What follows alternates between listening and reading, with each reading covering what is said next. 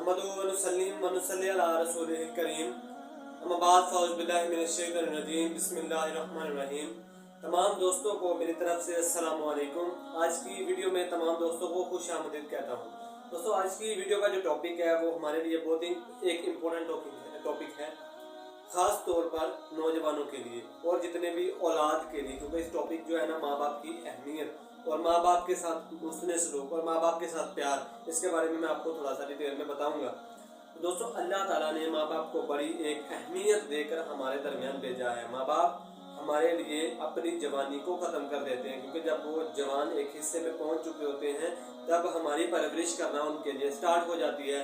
तो वो अपनी जवानी को छोड़कर, अपने सुकून को छोड़कर हमारे लिए तकलीफ़ें उठाते हैं, हमारे लिए सारा कुछ करते हैं, सब कुछ हमारे लिए करते हैं। अपनी ख्वाहिशात देखते हैं तो तब भी हमारे लिए उन ख्वाहिशात को रद्द करके हमारे लिए कोई चीज़ ले आते हैं। मिसाल के तौर पर अगर किसी वालिद को कोई बाहर चीज़ खाने का मौका मिले या फिर दिल करे कि यार मैं आज ये चीज़ करूँ, लेकिन जब उसके यहाँ औलाद होगी तो वो ये चीज़ सोचेगा कि यार नहीं, मैं अगर खुद खाता हूँ तो मेरा बच्चा भूखा रह जाएगा, मैं इसको घर ही ले जाता हूँ, अगर वो भी खा लेगा तो मुझे भी सुकून मिलेगा और बच्चा भी उसको खा लेगा। तो मेरे दोस्तों, हज़रत अनस बिन रज़ियल्लाहु ताला अन्हु से रिवायत है कि हज़रत मोहम्मद मुस्तफ़ा ख़ातमुन नबिय्यीन सल्लल्लाहु अलैहि वसल्लम ने फरमाया कि उस शख्स की नाक मिट्टी में हो। आप सल्लल्लाहु अलैहि वसल्लम ने फरमाया कि उस शख्स की नाक मिट्टी में हो। ये 3 दफ़ा अल्फाज फरमाए तो एक सहाबी रज़ियल्लाहु ताला अन्हा ने पूछा कि हुजूर किसकी नाक मिट्टी में हो? तो आप सल्लल्लाहु अलैहि वसल्लम ने फरमाया कि उस शख्स की नाक मिट्टी में हो जिसके वालिदैन उसके पास हों और उसने खिदमत भी की हो लेकिन वो जन्नत हासिल ना कर सके। दोस्तों, वालिदैन की खिदमत का एक बहुत ही वसी पैमाना है। अगर इस पर हम खुलकर बात करनी शुरू कर दें तो हमें बहुत सारे घंटे इसके लिए दस्तयाब होंगे, लेकिन छोटी जामिया बात में आपको समझाना चाहूँगा।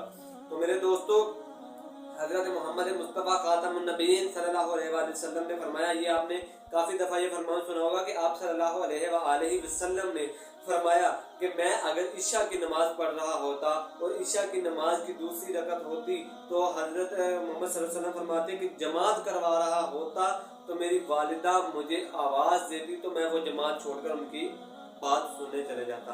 तो मेरे दोस्तों, इससे हमें अंदाज़ा होना चाहिए कि माँ बाप की कितनी अहमियत है, हमारे दरमियान कितनी उनके एक अच्छा रिलेशनशिप है। हमें बाहर से दोस्तों को छोड़कर घर वालों को दोस्त बनाना चाहिए। अगर हमें लगता है कि यार हमारा सबसे कोई अच्छा दोस्त कौन है तो वो हमारे वालिद हैं, हम उनसे हर बात शेयर कर सकते हैं। लेकिन एक बात में इससे मैं आपको बता दूं कि अगर आपने उनसे हर एक बात शेयर करनी है तो उसमें भी थोड़ा तमीज़ का दायरा होना चाहिए। बाद लोगों से गलतियां हो जाती हैं। मेरी अपनी ज़िंदगी का कुछ भी अंदाज़ा मतलब आपको मैं अपना बताता हूँ कि मेरा एक्सपीरियंस ये कहता है कि मुझसे भी गलतियाँ होती हैं, हर इंसान से होती हैं। ये बात यही है कि इंसान गलतियों का पुतला है, वो इंसान ही नहीं है जिससे गलती ना हो। लेकिन छोड़कर हज़रत मोहम्मद मुस्तफ़ा ख़ातमुन नबिय्यीन सल्लल्लाहु अलैहि वसल्लम की हस्ती को छोड़कर बाकी जितने भी इंसान यहाँ दुनिया में आए हैं उनसे कुछ ना कुछ गलती हुई है, तो इंसान गलतियों का पुतला है। तो मुझसे भी कुछ गलतियाँ हुई थी, वालिदैन से एक्सक्यूज़ किया तो अब बहुत अच्छा।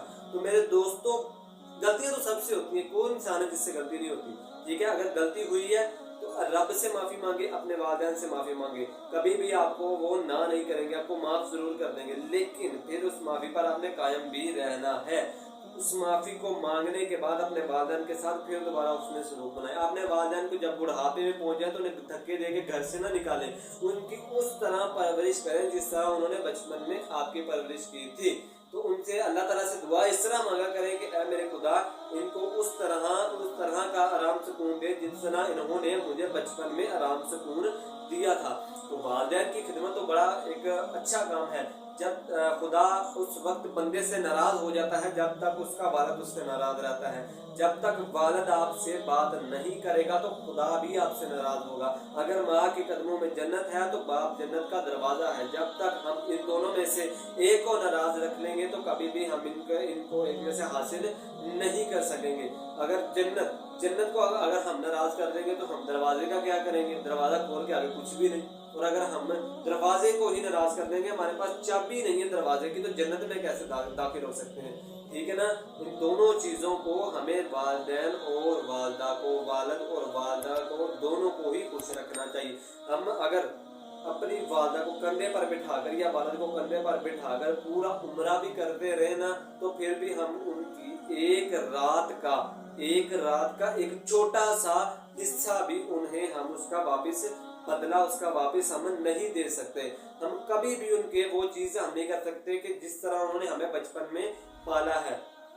तो कुछ मैं एक मिसाल थी, हमारे यहाँ जब डॉक्टर थे, जब वो फेमस हुए तो उन्होंने बताया कि कुछ नए एंकर होते हैं या कुछ लोगों ने उन्होंने सवाल किया कि डॉक्टर साहब आपकी कामयाबी का राज क्या है। तो उन्होंने बताया कि मैं रोज रात को घर जाता था, अपनी माँ के कदमों को धोता था, पाँव को धोता था, जब वो नीचे पानी आ जाता था वो मैं उसको पीता था। तो दोस्तों देखिए कितनी शान है, कितनी एक आला किस्म की हस्ती है।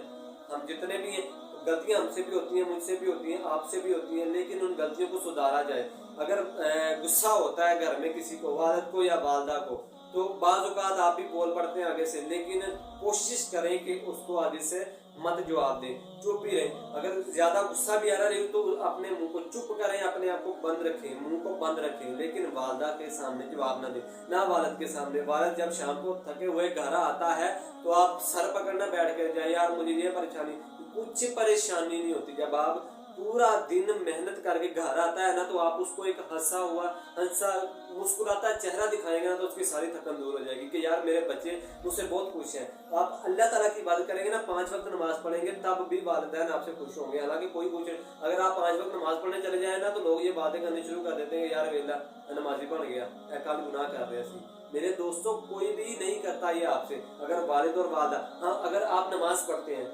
किसको इस चीज का फायदा है? ऑब्वियसली आपको ही फायदा है ना।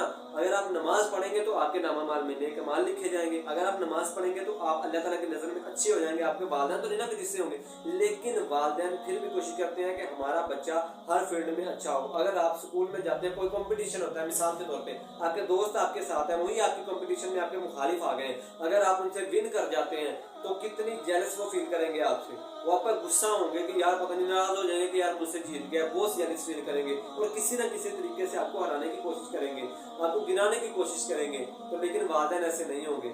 अगर आप जीतेंगे तो उन्हें खुशी होगी, हारेंगे तो भी वो आपको हिम्मत ही देंगे कि कोई बात नहीं, नेक्स्ट टाइम ट्राई करना।